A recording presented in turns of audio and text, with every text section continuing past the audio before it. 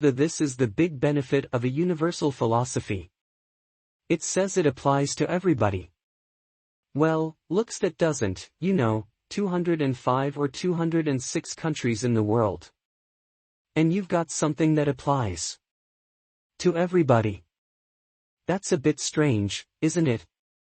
No, says liberal theory. There are same value structures that apply to all of us. You couldn't have the United Nations without it. It couldn't tell you that the Universal Declaration of Human Rights without this idea of values that apply to all of us just because we are humans. Now, the idea is to test that as well. Why is sport universal? Why does everybody play football? It's because the values are specified at a very thin level at the top. There are these rules and we all have to abide by just these rules. But there are lots of things about football that aren't rules specified. So, Brazilian football is different from Italian football, from British football, from German football, from Spanish football. It's culturally specific, but acknowledges that there are these universal general rules to apply to everybody.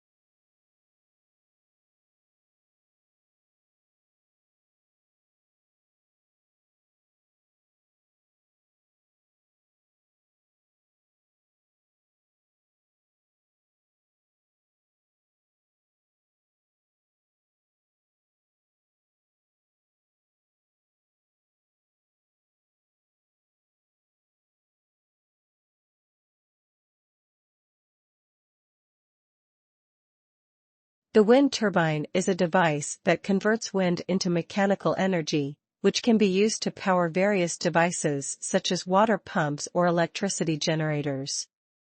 The power generated by the turbine is dependent on several factors including wind speed, the number of sails, the area of the sails, and the angle of the sails in relation to the wind. If the blades of the turbine are flat onto the wind, it will not turn, but with a slight angle, the wind will turn the blades, which can be used to power devices. In this context, simple paper windmills can be made using household materials to drive small generators for electronic devices.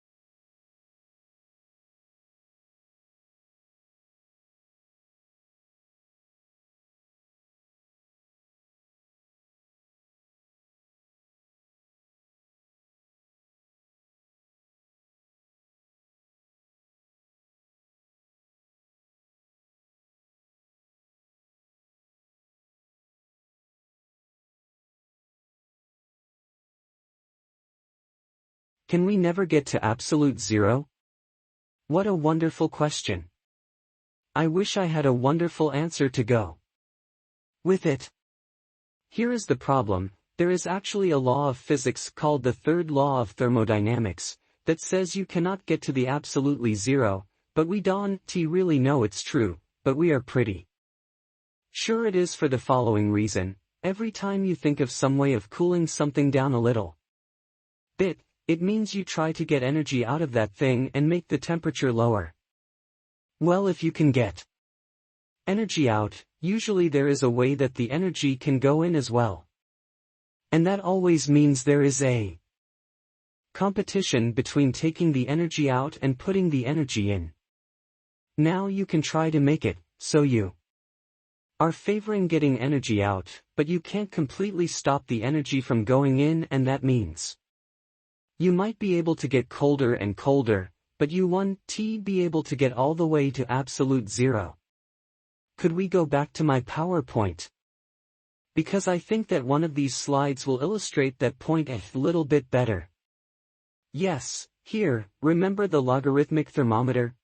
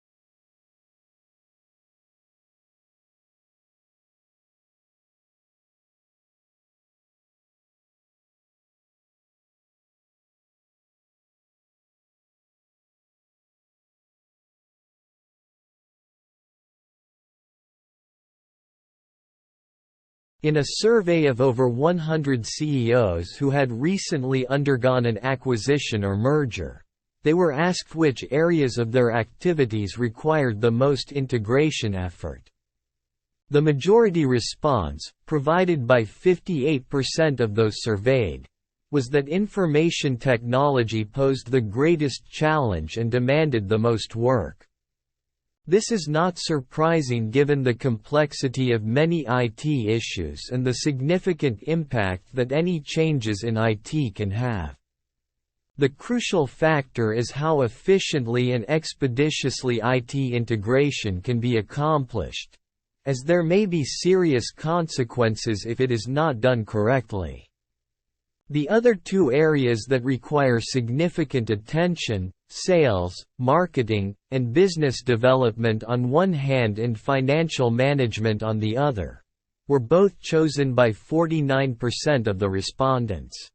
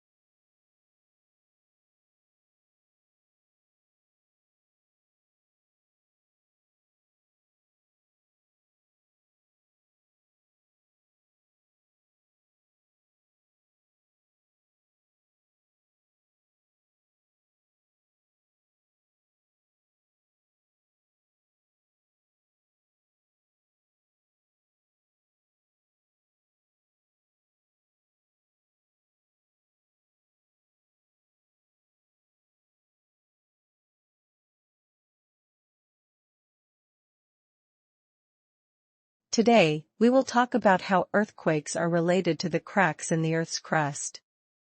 These cracks in the crust can happen at different depths, from the surface of the Earth to several hundred kilometers down. The center point of the earthquake is called the epicenter, and it is located directly below the Earth's crust. The energy of the earthquake is released and spreads out from this epicenter. The cracks in the Earth's crust are known as faults. By looking at maps of these faults from the center of the Earth, we can figure out where the epicenters are located. As the seismic waves travel away from the epicenter, their strength decreases.